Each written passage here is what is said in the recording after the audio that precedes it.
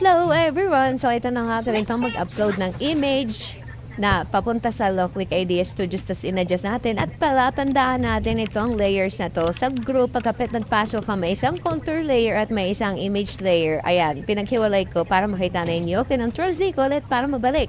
Tapos magme-make na tayo. After mag-make, magko-connect tayo ng PC ay ng Loclick and then mag-print tayo. After natin mag-print, ayan, nilagyan ko na siya ng phototap. Ayan, tapos ilalagay na natin siya sa mat. Dapat dikit na dikit.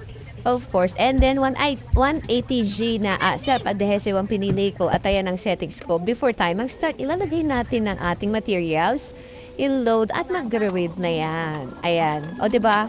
Ayan, nagka-cut na siya. Naka-speed 10 ako. Mabilis siya sa speed 10 and wala rin namang pinagbago sa contouring niya. Ganun pa rin naman ang naging cut niya.